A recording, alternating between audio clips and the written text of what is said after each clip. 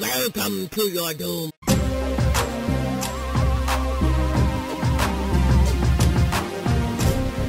All right, kids, doomers, folks, kiddos, peeps, homies.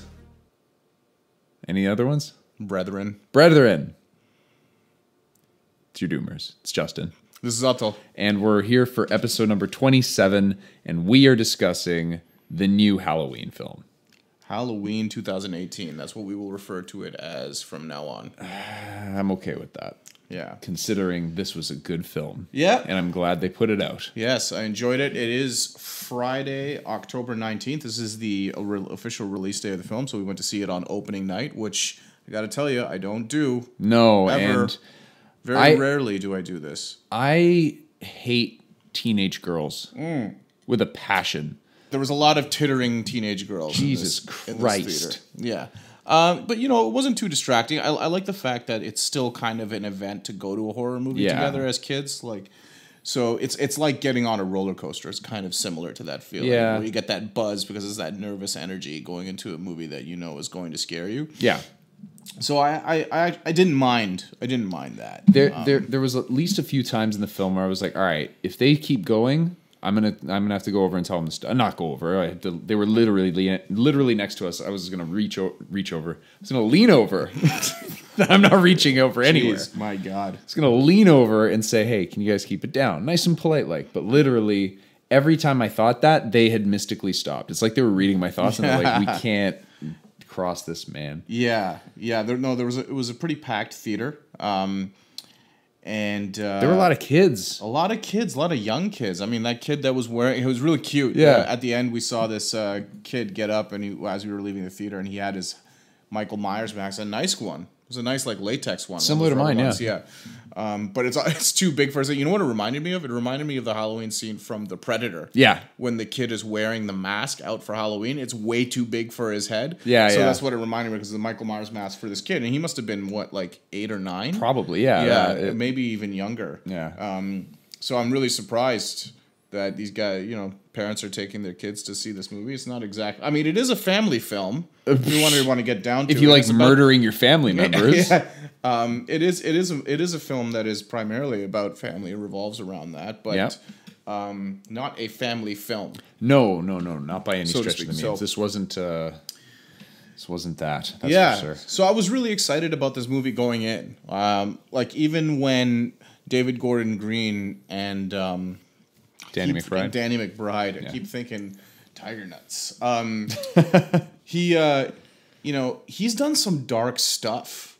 You know, I think more so Danny McBride. I know that he's got this really dark sense of humor. I don't know if you've ever seen a show called Vice Principals. No. But he's on the show, and it's like this dark comedy. There's a dark side there to him, and I think the director. I think they did Pineapple Express together, and that movie got a little dark. Oh, yeah. The end. Yeah, absolutely. So I can see that, and I was like, when those two guys got announced that they were sort of like they were writing and directing the film, I was excited. I was already excited. It was going to be new. It was going to be fresh. Yeah. There was going to be, and then John Carpenter doing the score. I'm like, this is going to be great. So I started seeing the promotional material. Yeah. Everything was just falling into place as this movie, and I was very, very excited about the movie before going in, and it didn't disappoint. No, it didn't. I liked it quite a lot. Why don't we just dive into our non-spoilery thoughts? Yeah. So what was your take? What did So you think? I liked it. Like I said, when I came out of the film, I said I had mixed feelings about it, and I stand by that. But like I said, also to caveat that is both feelings were both good feelings. Right. I feel like this movie is an interesting film in that it's obviously there's a lot of homage to the original, right? There's some scenes that are pulled directly out of that and given a new paint job. Yep. But I feel like this film also channels a lot of the gritty kind of intense. I don't know if realism is the right word, but that was in the Rob Zombie films. I agree. There is a little bit of a shared aesthetic, a little Yeah. bit. It's a twinge of a shared aesthetic. I'd say it's a little more than a twinge. The violence in this film was ramped up way more than any of the other Halloween films in the franchise. No. No. Not true. Not true. I mean, like, if you look at Halloween 4 or 5, they have some really gruesome stuff. They have in gruesome there. stuff.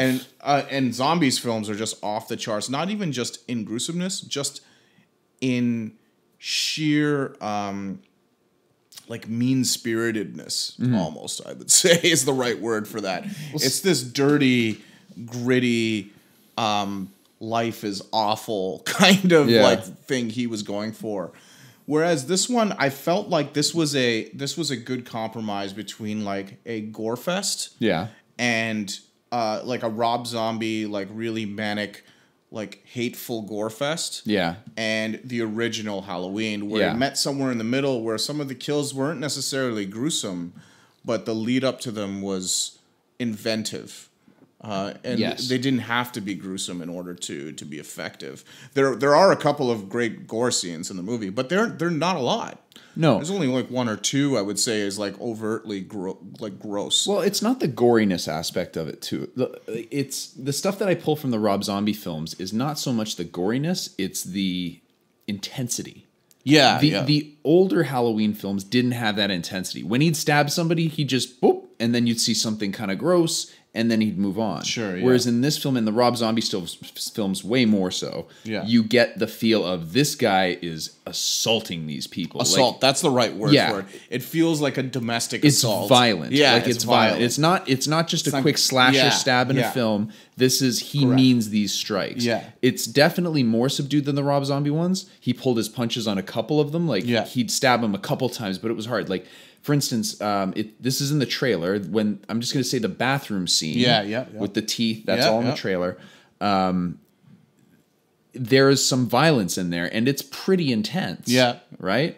And we'll get into that a little more. That's true. Yeah. There's a lot more hitting, and you feel it more than you do in like a Friday the 13th kind of film where it's just like he shoots him through the eye with a thing or something, and it's just like, oh, that's a creative kill, and then you move on. But if you watch some of the later Halloween sequels, it's like gouges his eyes out with, like a fence, or like, cuts his... It's gimmicky. Boils someone's face in like a hot tub. Which, I mean, it's just like, I would say... Maybe gimmicky is the right word, but it is overtly gory. Whereas, no question. Where you're 100% right, Rob Zombie's film is almost like it's like you're watching a documentary of an assault. Yes. And that's really uncomfortable. There's something very uncomfortable about sort of the way Zombie shoots his violence, which I think is kind of why. It's a signature style. I think that's kind of why he's popular in the way he shoots it, and it's that grindhouse sort of feel. But I think it's like a classy version of Zombies violence, which I love. I love that middle ground where it's not grindhouse, but it's not old fashioned. It's like this mix of the two, and it takes the best pieces of both. Yes. I think. That's the best way to put it. Those were my mixed feelings coming out of it. Right. Because it was hard for me to tell what I liked the best of the both. Like seeing them both marred together that way. And then you have both of those together, but they just put a nice sheen or nice paint job on the whole aspect. It's so fresh. I really, really dug the hell out of it. And also the pacing of the film as well. Good. It was right on point. I was never bored. No. Never bored. I can't I can't really think of one. There was one part of the film that kind of, the reveal of it didn't excite me, and it was kind of sweet. It kind of jarred me a little. Yeah.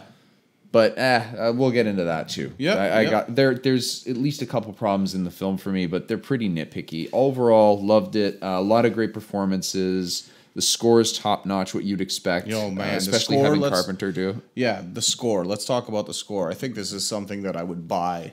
If it was back in the day, like I would buy the CD or the tape or whatever. Yeah, we're that old.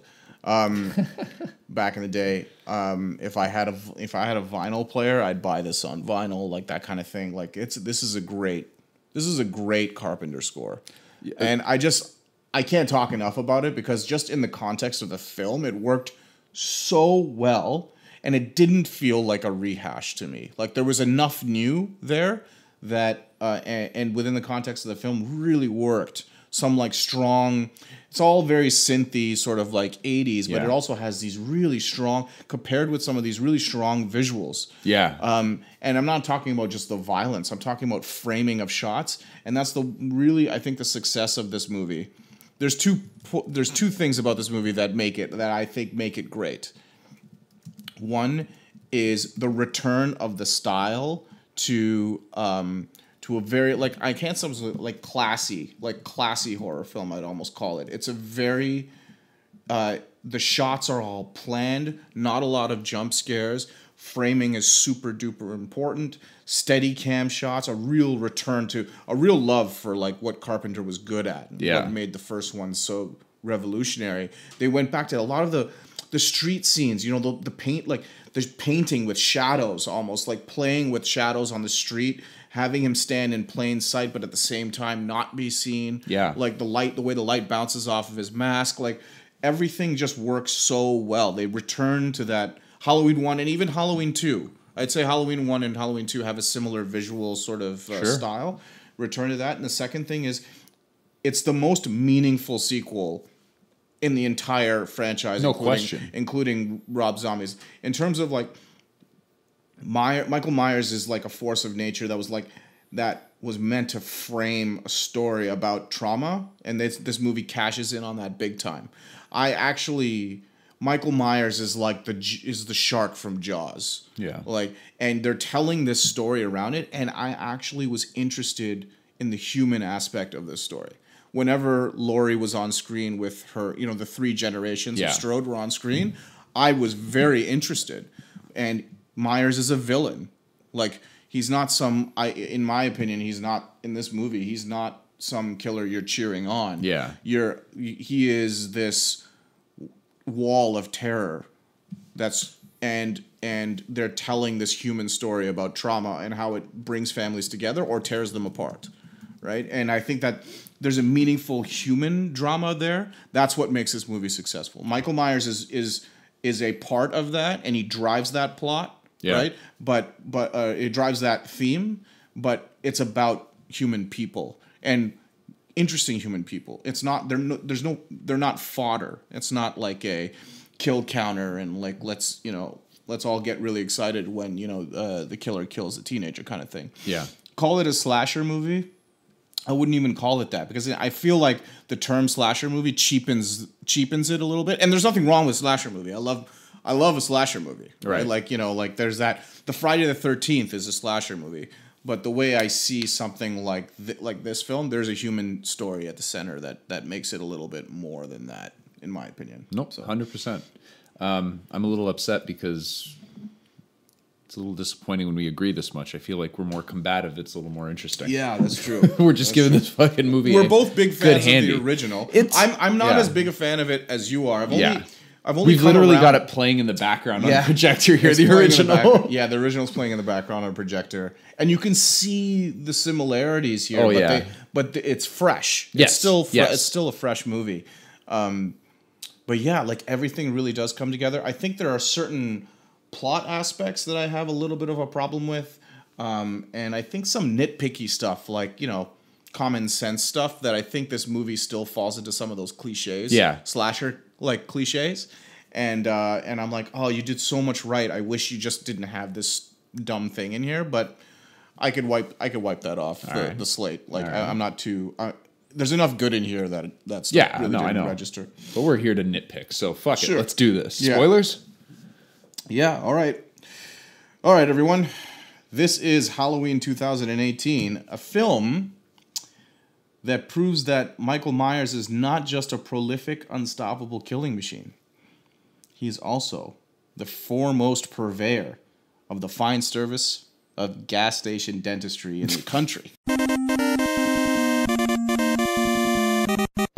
Never go to a gas station to go for dentistry, ever. This movie proves that.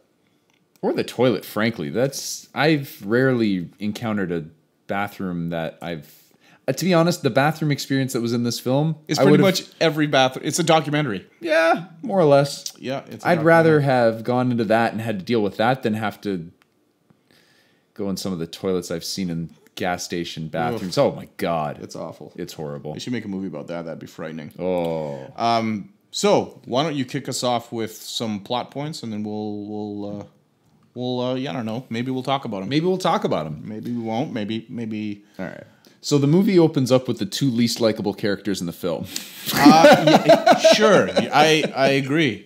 And basically, like, the opening scenes are all in the trailers. It's when the two podcasters... Yeah, and when they reveal themselves to be podcasters, I'm like, oh boy. Oh, fuck. Nobody likes these guys. Fuck.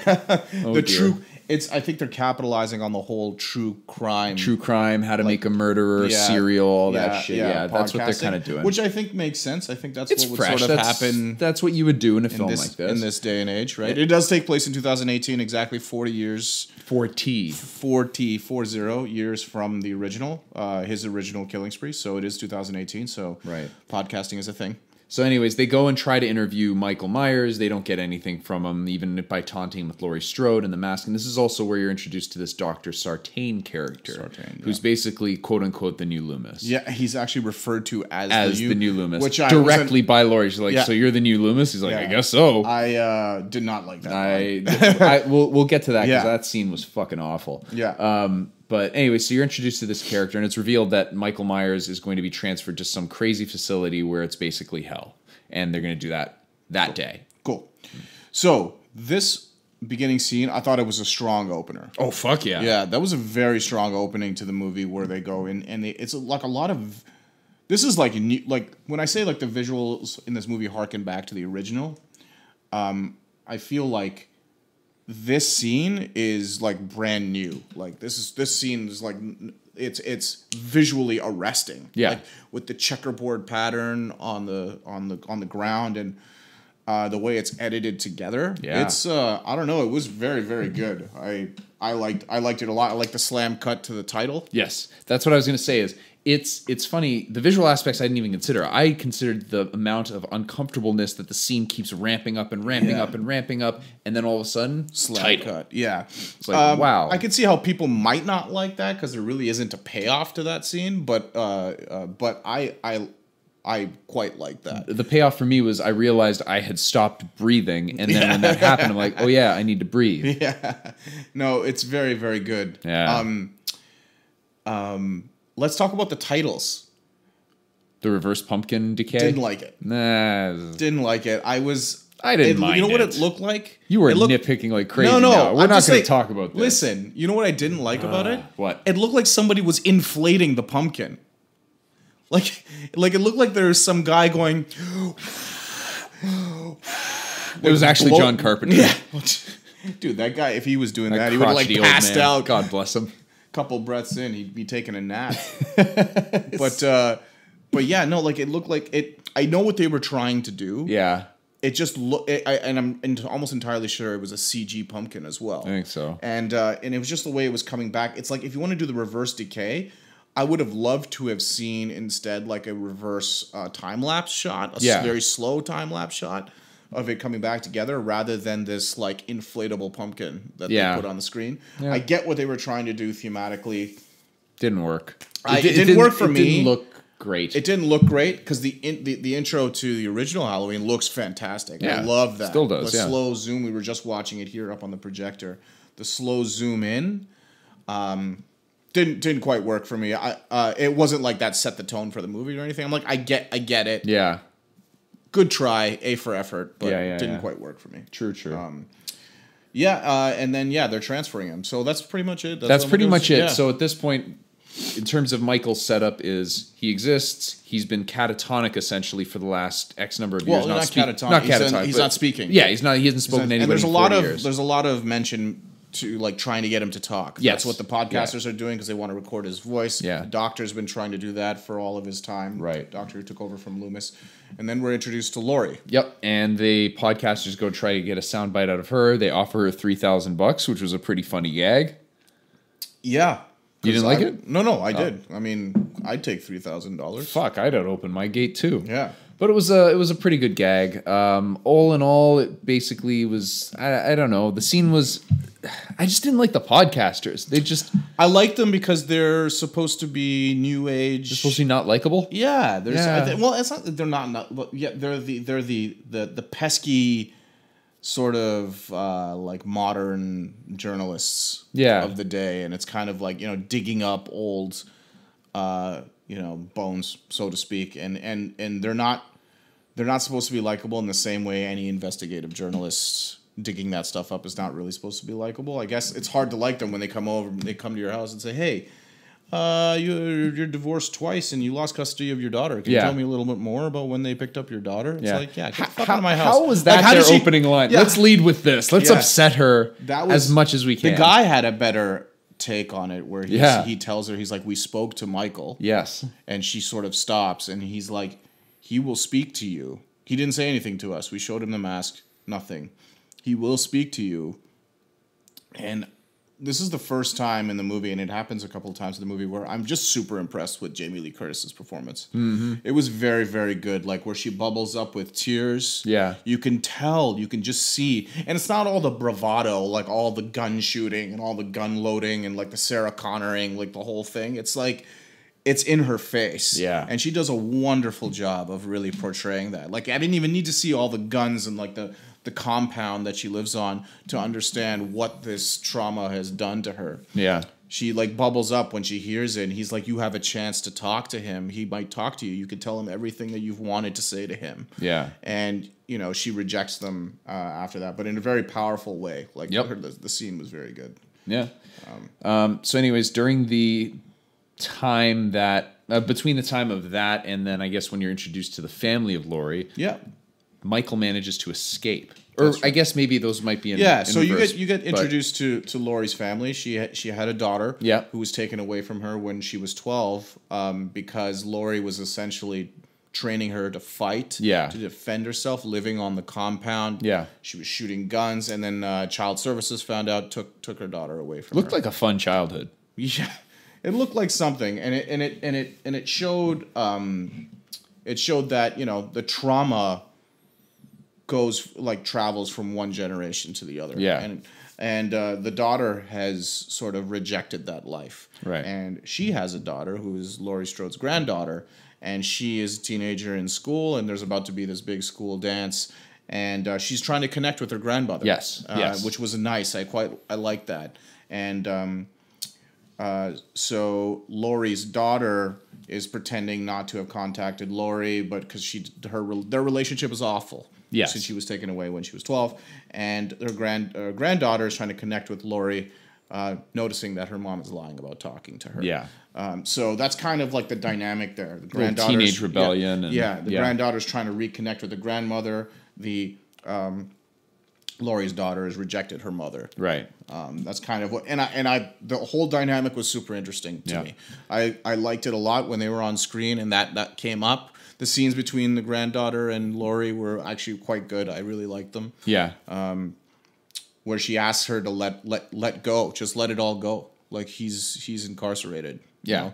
You've lost your family to this, and she says it's worth it because I trained her to defend herself from the horrors of the world. So it's 100% worth it. I'm like, yeah, this is all good. This is fresh. Yeah. You know, this is it's about people now. It's interesting too because with the Laurie Strode character, they kind of took her from being, I mean, in the very first film, they took her from being a victim to fighting back, right? But in this one, they not only take her to a place where she's fighting back, they sort of turn her into a monster in and of herself. Absolutely. Right? Absolutely. And you see call-outs to that there's the scene where Allison, her granddaughter's in class, and then you look out, and then there's Michael Myers waiting for her. Or there's Laurie Strode waiting for her. But it's a callback to the original of when she was in the class and he's watching her. So let's talk about these. There's a couple of these. There's a couple of those moments, and we'll get to the other one later. Yeah. But there's a couple of those moments where the roles of Michael and Laurie are reversed. Mm-hmm. So I wanted to spend some time on this because I have criticized other films, remakes, and things in comic books too. You know, like when Elseworlds or What If stories, they just kind of switch roles. Yeah. Where they switch things and they think it's unearned. Yeah, it's unearned, and you kind of think it's like, oh, you know, isn't that clever? Yes. I switched this thing. And it's like, you know, like the biggest example I can think of top of my head, Star Trek Into Darkness. Yes. Khan kills Kirk instead of Spock, and Spock is the one that yells Khan. That doesn't add anything to the mythology, and I didn't think it was clever. Yeah. I just thought it was one of those cases where, hey, wouldn't this be cool? Like a nice wink and a nod. Yeah. when I look at this movie, who's done the same thing, which is essentially looked at the original and role reversed Laurie and Michael, but it is about what has happened to Laurie, Yes. and about the trauma that she experiences and what it's turned her into. Yes. It's hinting at the fact that Laurie is an extremist. Yeah. Now, like she's unpredictable. lightly. Yeah, she's unpredictable. She's violent, right? And she's unstable. Yeah. So it's like, but in hinting at that, she's taken on some of that characteristic of Michael Myers, which is why those role reversals, in my opinion, are earned. Not only they're earned in this movie, they actually serve to characterize her more. Yeah. Whereas, in some of these other Elseworld stories and like Star Trek Into Darkness and a couple of other stories, it's just like they just do it for shits, just because they can, and it's kind of like a wink. It's like, isn't that clever? Well, really, it's not. Yeah. This one serves a purpose, I think. So. True. So anyways, so that's basically the family in a nutshell, or the 3 generations of Strode in a nutshell. Like I mentioned, the bus gets flipped. Yes. There's a really nice scene in terms of the way that it's shot, with all the mental patients milling about on the street in a very scary kind of looking way, and which also reflects the original breakout in the first film. Right, when they drive. I forgot about that. That's a good almost point. Exactly the same. Exactly. Yeah. So yeah, there's that, and then the kid gets fucking murdered. Yeah. The dude gets murdered in one of the worst looking neck breaking displays I've ever seen in a film. You don't remember the guy in the thing? His neck was basically all the way back. That was the dad, I think. Was it? I think so. Man, I had no idea. Well, he wasn't in a uniform. I just assumed it was. Yeah, unless the bus driver was, in his skippies. Yeah, I didn't know what happened to the dad, but yeah, the father and son arrive, and there's I think it was all very good and very well shot. Yeah. And the kid, has a gun. The father goes out to make sure like nobody's hurt. Kid's alone. Goes out, tries to get, shoots Dr. Sartain, who was on the bus. Yeah. And like handcuffed to a chair or something like that, I think.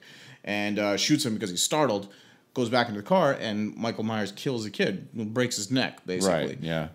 In a scene, and again, this is like that. There's this classy thing to it.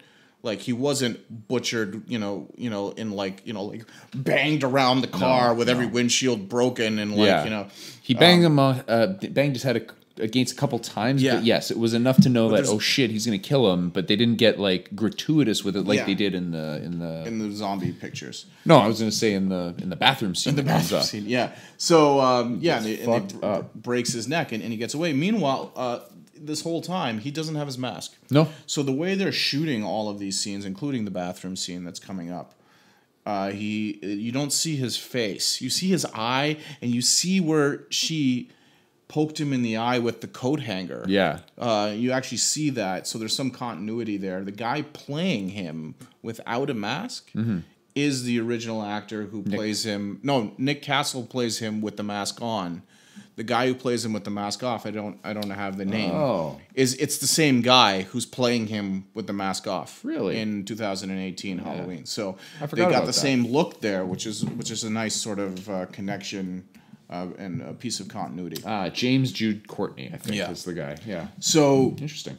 So it's all like interestingly shot. He's not in the mask all the time, which I thought was a bold move. He's not in it for a lot of the movie. The first few kills, he's not wearing his mask. So interesting outlook. Anyway, so bus flips over. Michael escapes. Yeah. Where are we here? So yeah, I just cut right to, because we're already there, is talking about him getting his uniform back. Because really, that's the next major scene in the film, is the gas station scene where he catches up with the podcasters who are filling gas, and he's just quietly murdering everybody there without anybody noticing. Like, he's in the background just pounding some guy's head, and nobody's like the wiser. But you don't see that. You don't see that. What? Dude, when he's inside when she's inside, she goes in as like, excuse me, where's the loo? Yeah. And then he's like, huh? Oh, the bathroom. And then you see him in the background punching somebody in the face. You don't remember that? I didn't see it. Yeah, he's in the background. You see him go up and down like this a couple of times. I was looking at it when she asked that. There's a reflection of the guy putting the gas in the window. I thought there was something that was going to happen there. And that's what I was paying attention to. Yeah, no, there was a scene where you see the garage and you just see him wailing on somebody. That's the guy that he finds. The guy that takes the coveralls. Yeah, he takes the coveralls. That's where the coveralls come from. Wow, I completely missed that. And that's really what I'm talking about. Like the framing is what's important. Yes, in these scenes. And Carpenter's framing in all of his movies is very I don't know, it's very well staged. Everything is very well staged. So this movie they did a really great job of bringing a lot of that back. Right. So yeah, he's beating the fuck out of everybody silently. Yeah. And she makes it clear that she has to go take a dump, which honestly, I think the bravest thing this movie does is show a woman say, "Hey, I got to go take a shit." Yeah. And then she goes to the bathroom, rolls her pants down, and sits on the can and it's taking a dump. And I'm like, "Oh, this woman's taking a dump." It's not like, "Oh, I'm going to go to the bathroom, just sit on the toilet and have a cigarette," which is usually what girls do. When they say, "Oh, I'm going to go powder my nose," and they go and they have a cigarette and they sit on the toilet. I don't think I've ever see in a serious movie like this, like a girl actually like taking a dump on camera. So God bless her. She's a hero amongst heroines. Yeah, that's right. Heroines. But then she gets killed for her trouble. Yeah. Michael comes in a very tense scene, which I like very much. It was in the trailer where he reaches over and he drops all the teeth. Yeah. Meanwhile, that wasn't even the creepiest thing. The creepiest thing was him looking through the side. You didn't see that? Well, I feel like I was like asleep during this movie. Jesus, where he's like, there was a moment where crack? I could be crazy, but there was a moment on the the wall side of the thing where you just see like an eye. You just see him kind of lean in, and then he comes back out, and then that's when he starts shaking it. And then she grabs and says, "Someone's in here," and then he goes, "I don't give a fuck. Here's some teeth." That didn't happen, but it should have. Yeah, that's right.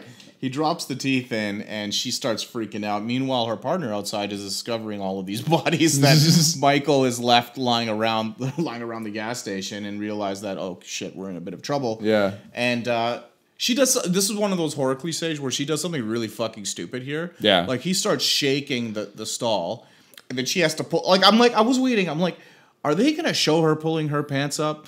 Or not. And they did, and it was real quick, and everything's all buttoned up in one shot. Like, she didn't even do the button up, she just pulled her pants. I'm like, they didn't, it's just a weird continuity thing. I'm like, if she's taking a dump, she's gonna pull those pants back up, like, what if they're an elastic? That's all you need. That's true. Was she wearing tights? Maybe she was wearing tights. She was wearing a dress, but they had elastic dresses. Sure, yeah, sure. Anyway, it was a weird thing to get. I'm like, what don't harp on her for her fashion choices. Harp on her for her shitty interviewing skills. Shitty interviewing skills, and the choice she makes. Right when the thing starts shaking, she immediately crawls into the next stall, which she knows the door is unlocked. Yeah. So she crawls into a space in which Michael Myers can grab her. And I was like, she was really think about dumb. That one very much. I'm like, come on, guys, let's whatever. Let's be smart about this. It led to them dying. Yes. In this film. Yeah, and I'm okay with that. They needed to go. They needed to go. You can't go to his house and be like, "Hey, look, I got your mask. Say something, and I'll give you your mask. Give you your mask." Yeah. No. Yeah, that's true. No, you don't go fuck with the serial killer at his home. I'm saying the sanitarium's his home, but you know what I mean. That's right. You don't go fuck with him like that. That's right. You were signing your own death warrant as soon as you did that.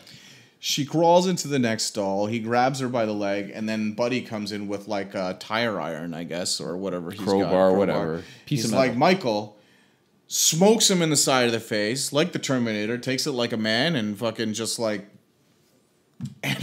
lets him have it. Or he takes it like a woman. I mean, come on, man. This is 2018. Yeah, that's trying to be exclusionary. What are you doing? Yeah, he takes it like a person. Michael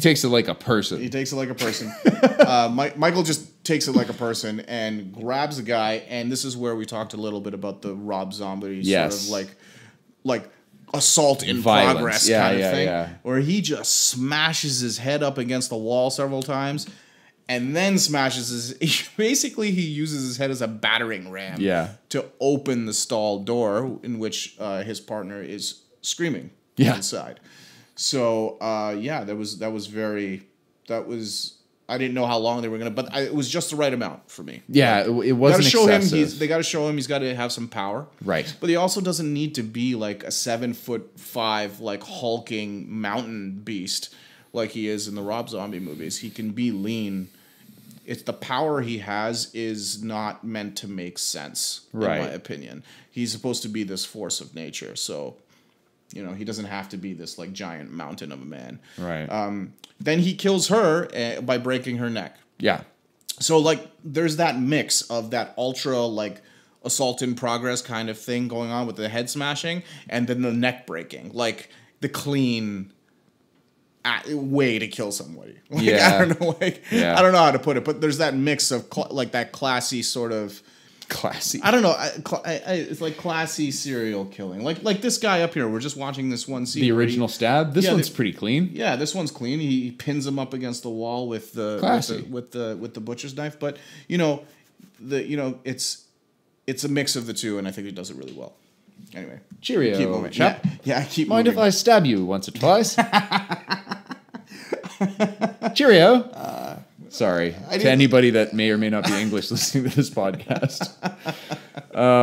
Anyway, so at this point now he's fully clothed and he's ready to go. Sorry, one more thing I want to talk about. Yeah. Comes back to the car, and what I think is the best shot of this movie, one of the best shots of this movie, when he gets his mask back. Yeah. It was so badass. It was like one of those. It was very gratifying. It was so like.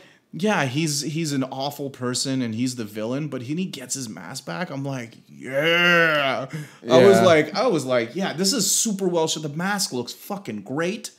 It looks like the best it's ever looked. That's another thing that I would say is a nice blend between the Rob Zombie film and the original, because it looks like the two masks between the two. You're 100% correct. It's not as over the top like somebody like clean, like put it on the edge of a plunger and plunged like a gas station bathroom with it, and then he put it on his face. It's not like that, because that's like what the Rob Zombie mask looked like, but it's not nearly as clean as the original. It's somewhere in between, and it's just so good. And the other thing I want to comment on, I'm talking a lot. One of the things I want to comment on is the fact that I love that like more than half this movie takes place during the day. Yeah. And that's right from the original as well. Yeah. A lot of it in broad daylight, walking around, broad daylight, driving, broad daylight, wearing the mask. When he gets the mask back, broad daylight, you see every crack, crevice. It's beautifully photographed. Yeah. Slow motion, like slamming the trunk down. Oh, brilliant. Like, the mask is a real visage in this movie, and you can make posters out of this, postcards, stamps. They've got really good posters for this. And it's because of that look of the mask. Yeah, I really totally good. agree. And the payoff is all over the film because the cinematography is so good. Yes, absolutely. All right, so at this point, now everybody knows he's loose because eventually they stumble upon the whole gas station scene. Gas station dentistry. Yeah, the gas station dentistry and the bus and all that. Practice. Basically, the authorities have been alerted, and the authorities in this case is played by Will Patton. Will Patton is playing Officer. Yeah, go ahead. Oh, is there still more in there? There's still more in there. A little pumpkin ale for my whistle. Wet my whistle. Wet my whistle. Wet the whistle. Not a great pour. So, anyways, he's playing the character Officer Hawkins, who is one of the most likable cops in any slasher movie, history, other than Dewey. I like Dewey. Fucking a lot. Dewey. You gotta love Dewey. Great. Yeah. But anyway, so him and some other sheriff guy with a big ass like 10-ounce hat. No, what is it? 10-gallon hat. Yeah. Oh, yeah. He wasn't in it enough. I don't. Yeah, know he was a good character. It was nice to see him like back and forth with Will Patton's character. Yeah. But yeah, he kind of disappears. But yes, so he could have been in it more. Yeah. I feel like this movie suffered from editing. Editing. Yes. Yeah, there's definitely some editing. So I'm gonna skip forward a little bit.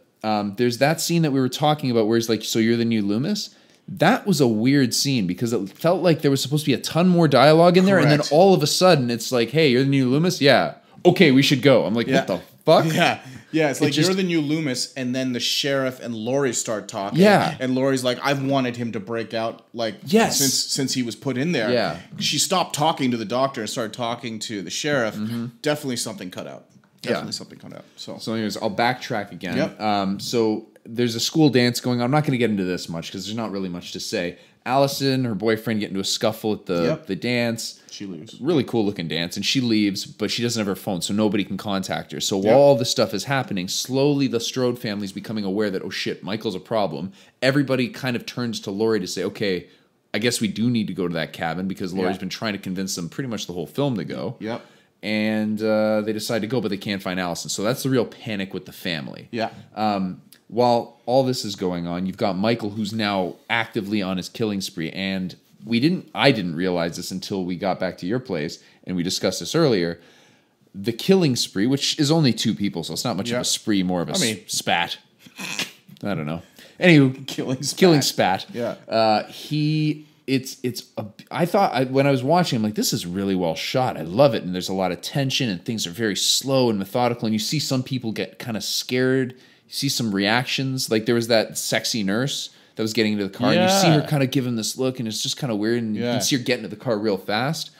She doesn't really mention anything that scares the kids. The kids are wearing silver shamrock masks from Halloween 3. Oh, I didn't notice that. Yeah, like the pumpkin, the witch, and the skeleton. I didn't notice that. Yeah, from Halloween 3. It's a cool little call out. Yeah. But anyway, so the really cool thing about this for film buffs and anybody alike is that I didn't notice this until we discussed it.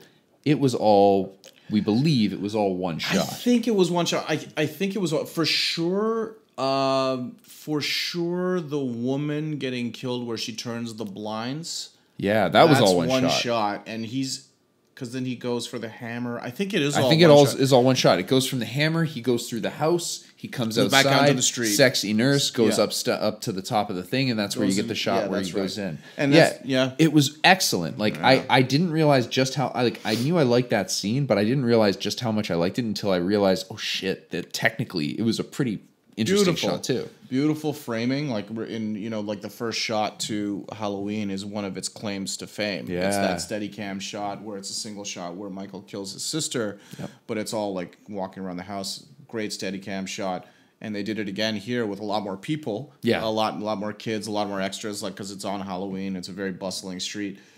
Loved that. It was great. It's a callback to what made the movie scary. Yeah. And to begin with. Now, can we talk about these 2 people that he kills? Yeah, sure.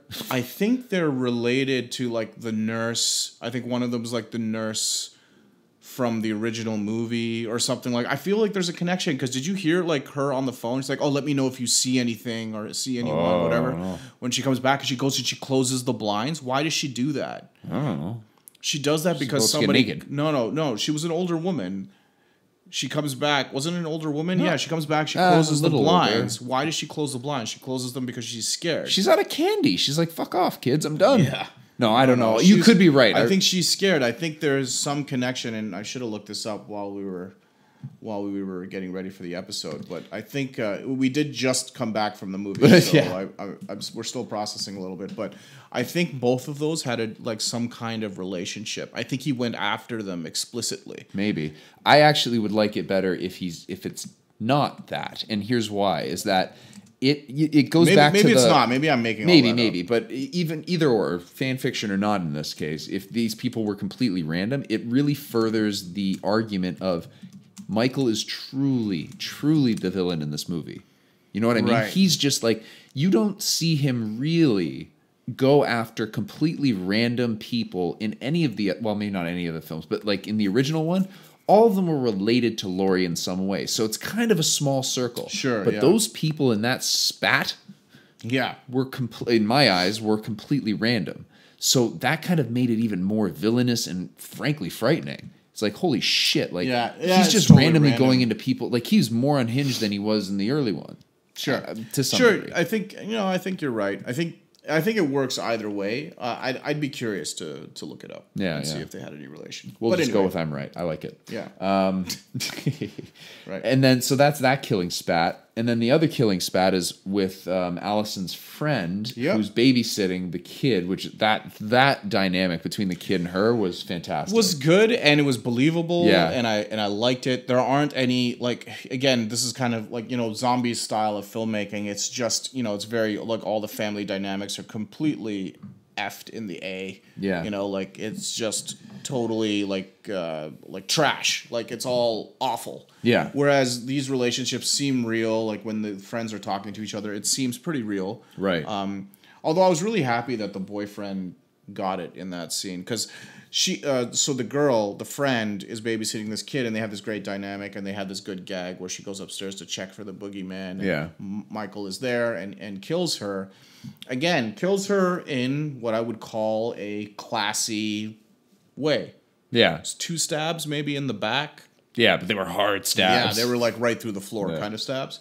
And then the boyfriend, hears her, comes back in, and he gets it. He gets it off screen. Yeah. But I'm really happy that he gets it because he fucking just randomly throws a cherry bomb in a pumpkin earlier, and I'm like, you know what? Fuck you, bud.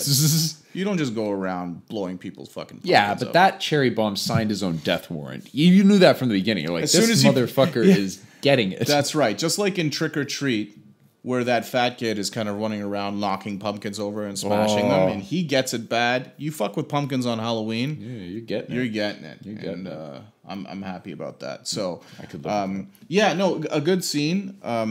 Actually, what I think is a more interesting scene is the fact that Will Patton, the sheriff, ends up there, and Laurie end up there. Didn't quite figure out how. Was it the CB radio? Yeah, it was the CB radio. So like, he got she's something, and she was tuned into their frequency, so they both converged in the same place. So, and he goes in, discovers the body, and what I think is funny, yet still effective, Michael somehow seems to casually walk out of the house and avoid both of them.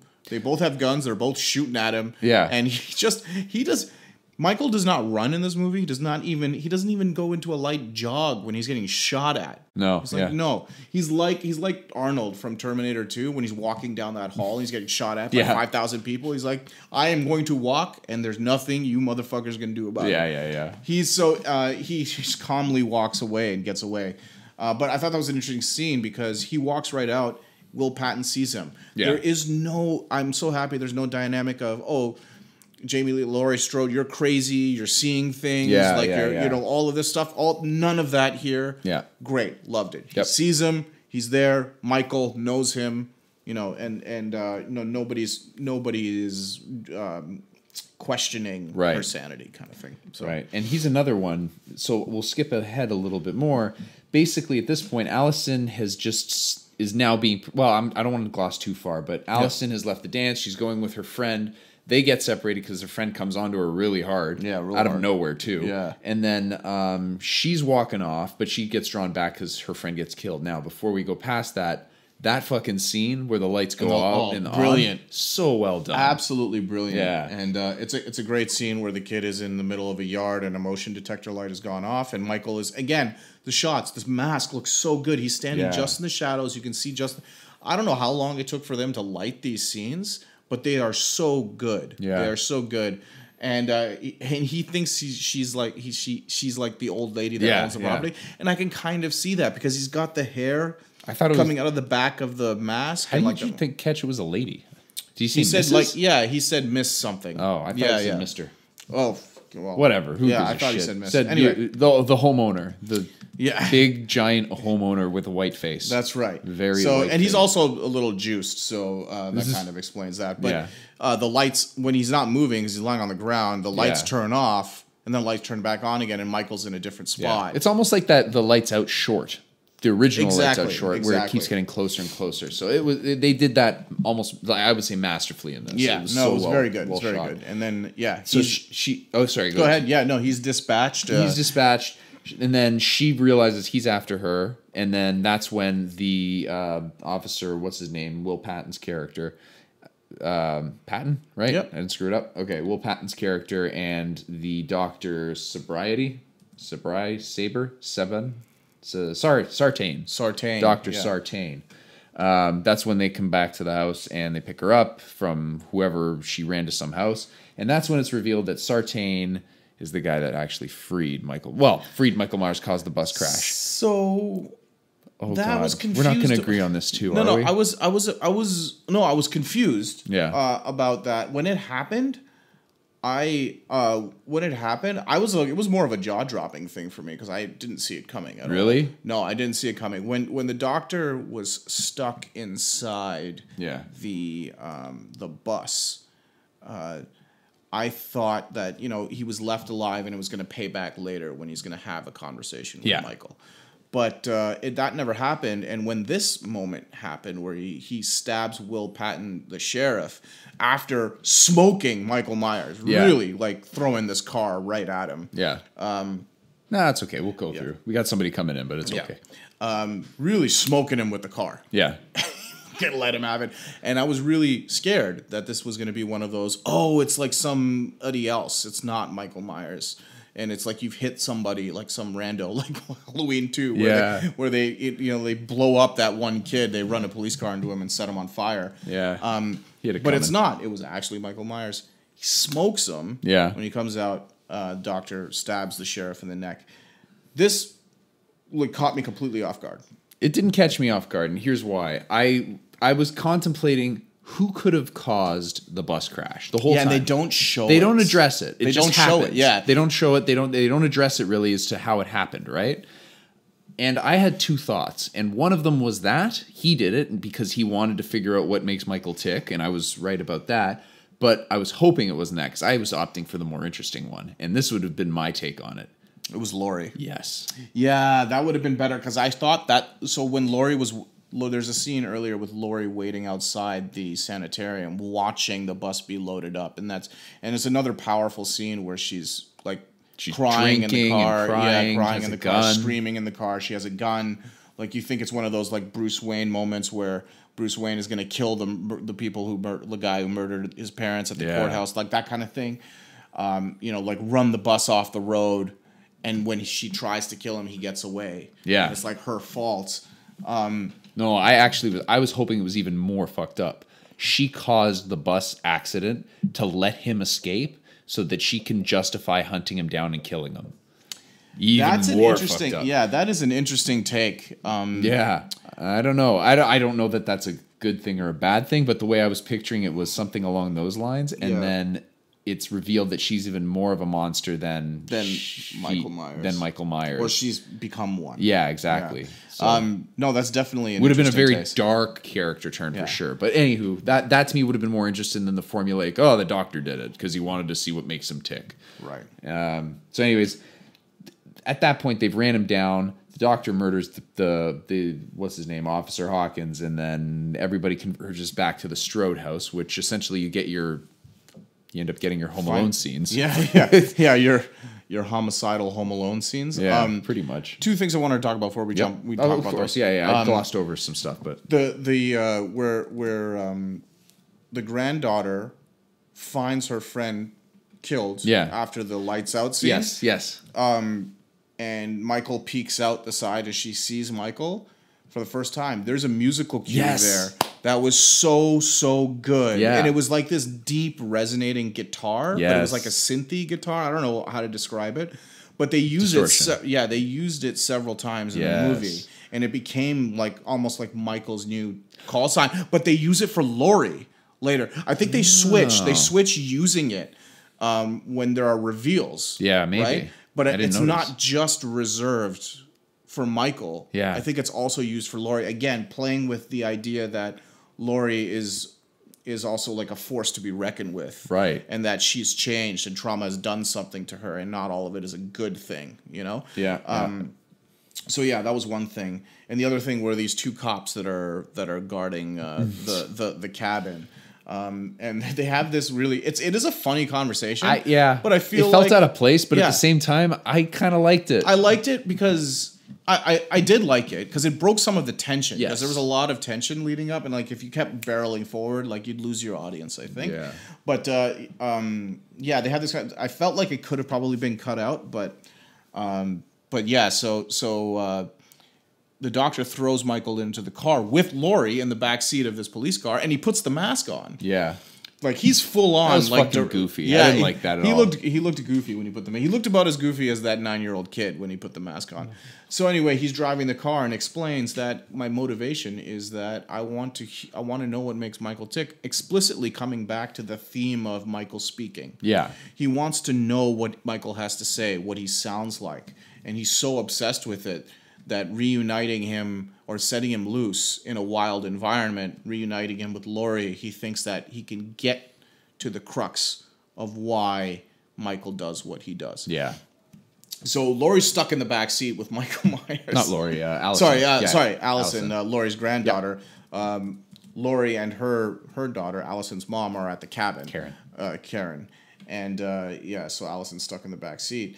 And I thought that was a really funny, like, odd sort of like scenario where she's just sitting next to this guy who's like basically ruined her entire family tree. Yeah. And honestly, like, other than the podcasters, I also didn't like him very much as a character. The Faux Loomis character, mainly because he's replacing Donald Pleasance. I'm like, you don't fucking do that. Yeah, and they didn't. They didn't. No, essentially, they went another way with it. Yeah, they went another way. And, yeah, but he gets it the worst in this whole film. Yeah, so I was talking about gory scenes. Like the other scenes were violent, but not explicitly gory. Yeah, there was a lot of like banging and like faces shoving into walls and some blood, but not a lot of. Even on that killing spree, you don't even see him kill the one woman with the hammer. You just hear it, which is, in my opinion, worse.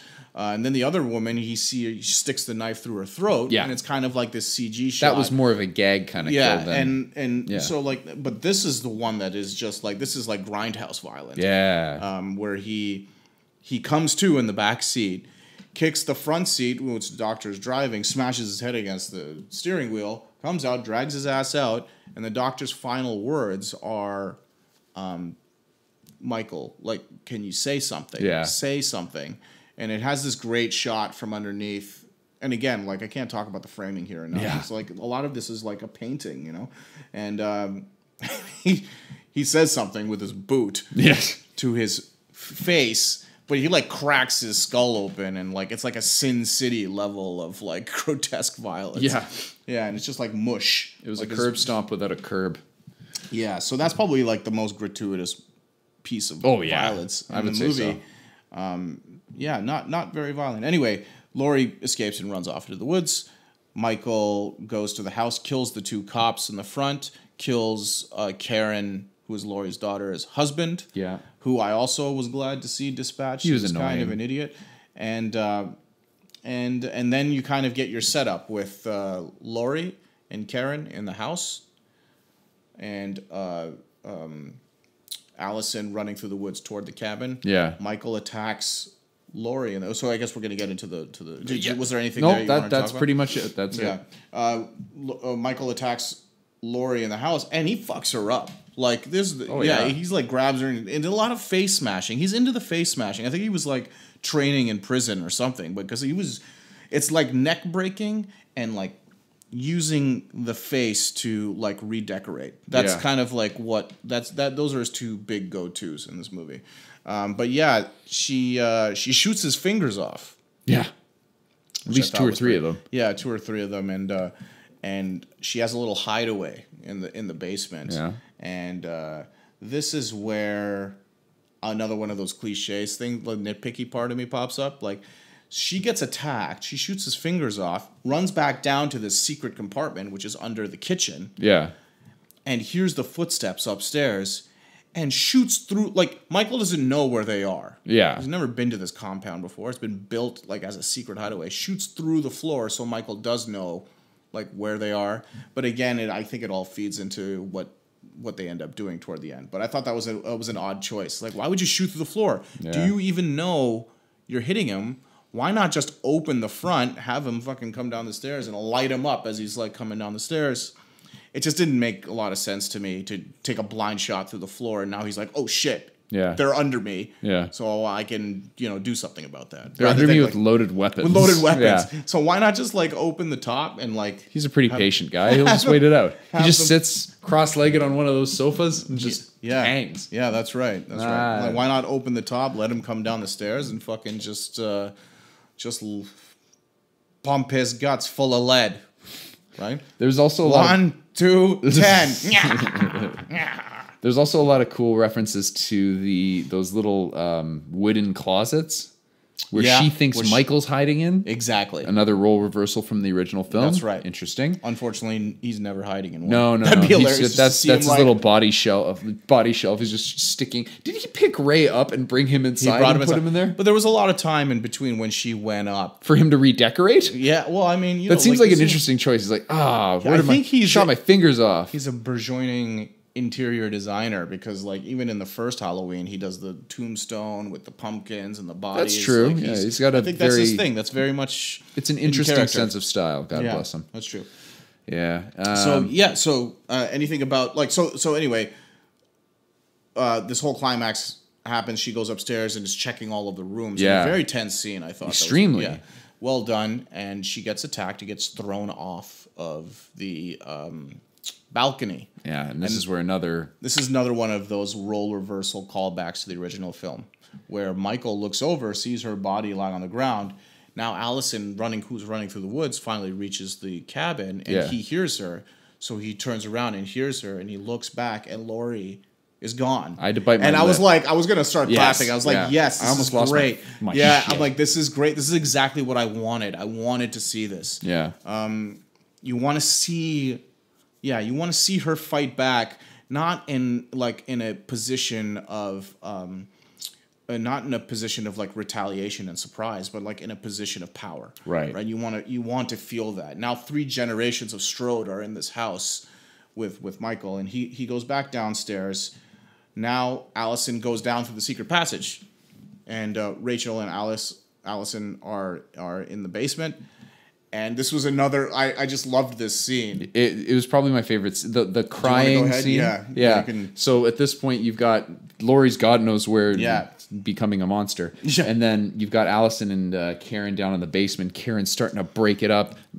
Michael's just ripped the door off. He's ready to go, and you haven't seen him. They just know he's going to come down, and she's starting to, I can't do it. And that's when he shows his face. She's like, gotcha. And it's just so boom. good. What's her name? What's the actress's name?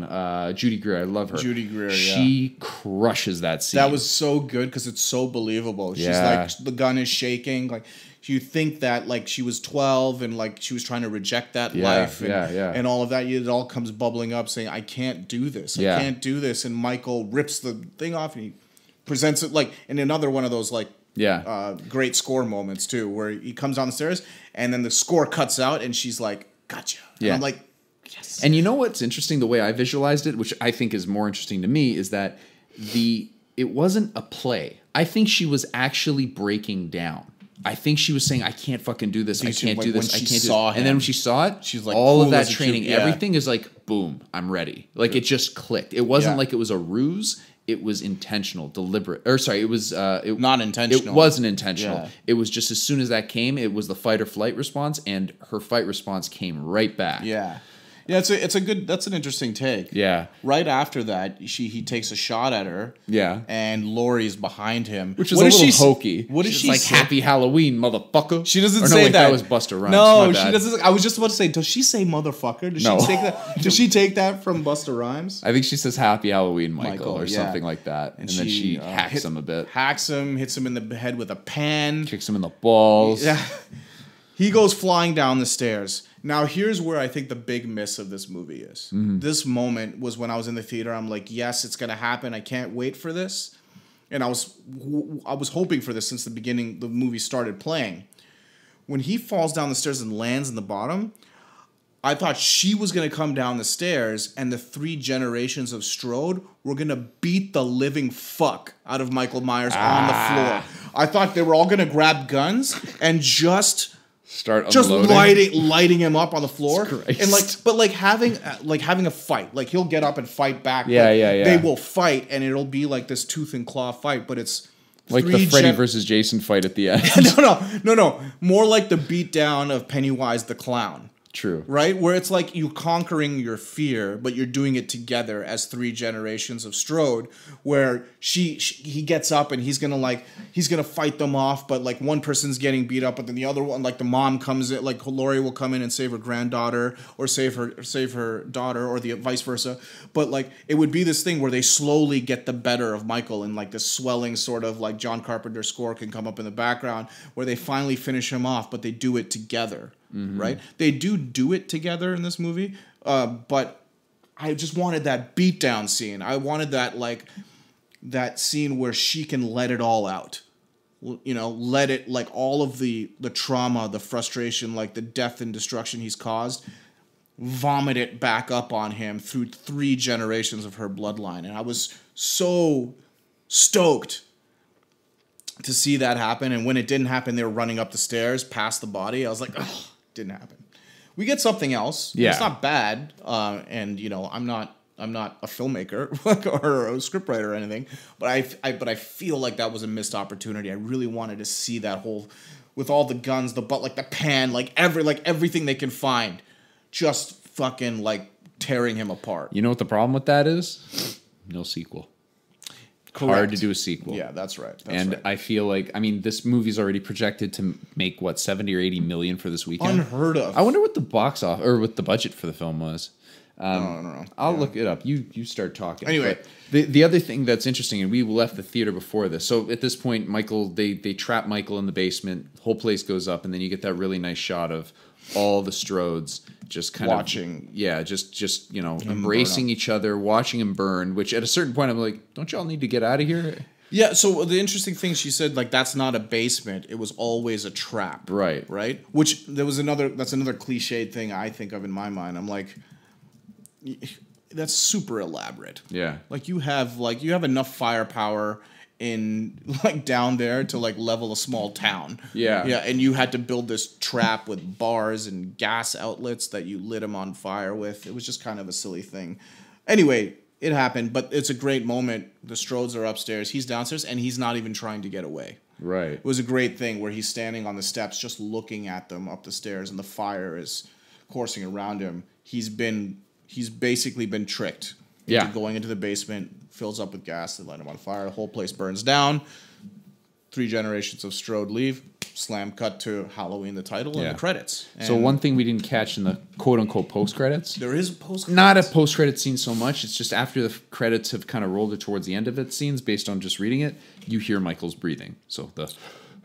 Oh, okay. So people are thinking that that's going to be a sequel. There's already talks of, just in the brief research I just did, already talks about potentially or Sure. It makes sense, you know.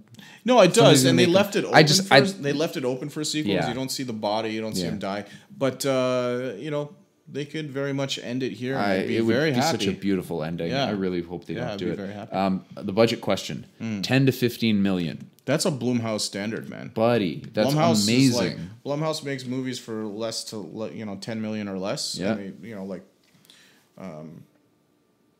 And that model, like The Conjuring, Insidious, The Conjuring universe, these movies don't cost a lot of money to make, man. How do they get the actors for that though, man? But they're not big actors. Like none of these actors are big Patrick actors. Wilson's a name. Jamie Lee he Curtis wasn't the name when The Conjuring came out, when the Insidious came out. These are not big actors. Fair enough. Right? So like I think the original Insidious cost maybe like $4 million to make. And that movie made like 150 million or whatever. I'm just guessing, but it was over, it made was a up lot. there. It was up there. It made a lot yeah. of money. That business model is the best. Yeah, the Best horror business movie, model. no question. A horror movie Blumhouse business model. is very good at that. Yes. Making movies small, No question. fast, quick, and having them like double, triple, quadruple, quintuple their budget. Yeah, So agreed. in revenue. So so I thought it was fantastic, and I can't wait to listen to this fucking score because I think the score is going to be amazing. The musical cues in this are so good, and it's so great that Carpenter and his son and godson, like, they focused on just the score. He wasn't doing anything else on this movie, and you really can tell. Yeah. Hundo. Yeah, Hundo loved Pete. it. I really liked it. And the more I talk about it right now, I think I like it. I think I like it more. And it's a movie I'll buy on Blu-ray for sure. Oh, fuck yeah. Yeah, No question. For sure. All right. Well, is there anything else to say about this film aside from go see it? Yeah. Silver Shamrock.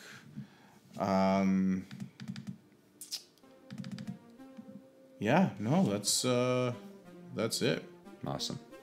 Well, I think I found it. It looks like it's on Google Play Music. Yeah, it's on Google Play. Sweet. Throw that Play on. that later. Fuck yeah. All right. Ladies and gentlemen, thank you very much for listening. This has been Justin, This is Atul. and hope you enjoyed the podcast. Happy Halloween. Take care. Happy early Halloween. Yeah.